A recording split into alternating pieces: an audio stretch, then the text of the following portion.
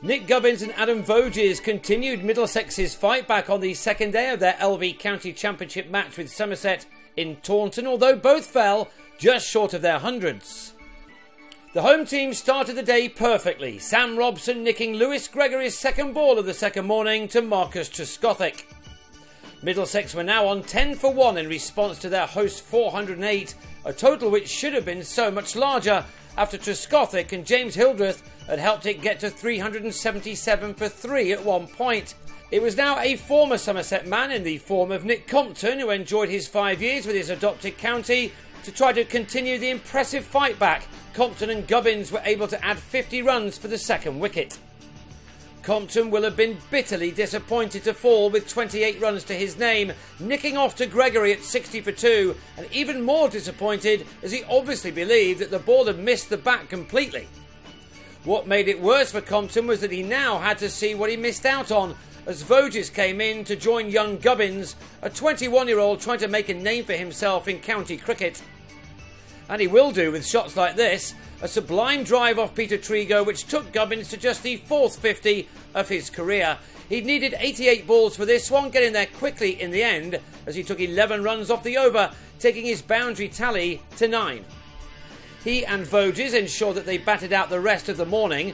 As tea had approached on day one, Middlesex was set to concede a very large total indeed, but while the first 2 sessions of this match had belonged to Somerset, the second 2 were won by the visitors, who went to the break on 123 for 2. The afternoon session was shortened by some rain moving into the West Country, and it was another to be enjoyed by Middlesex. Gubbins showed off his talents with this 6 off Gregory, which took him into the 70s.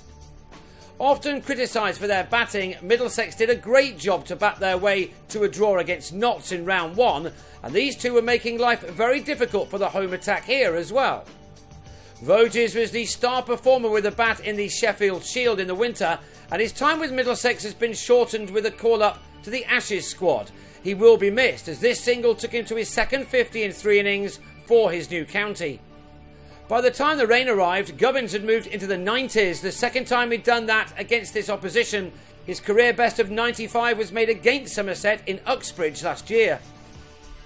He came out after the break needing 10 for a maiden first-class ton, but found Jamie Overton in a boisterous mood, the batsman ending up on the deck. Whether that affected him any, only he will know, but he then nicked the same fired-up bowler to Trescothick and had to be on his way for 92. His disappointment was there for all to see. Gubbins had shared in a 139-run partnership with Voges though, the Middlesex skipper moving along with ease towards his own 3-figure score.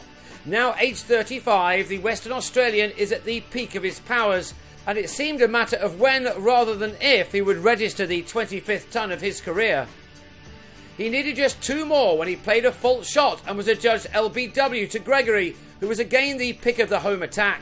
Voges was on his way with a score on 246 for 4.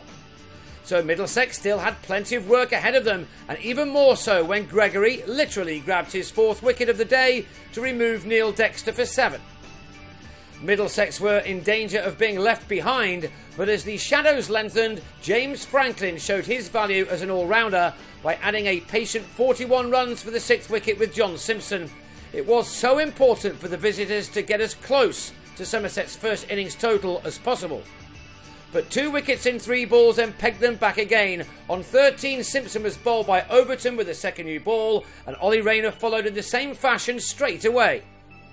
Overton ended the day bowling with real venom and a lot of skill, and those 2 late wickets have left Middlesex on 306 for 7 going into day 3. That puts them 102 runs behind, but they still have Franklin at the crease on 41.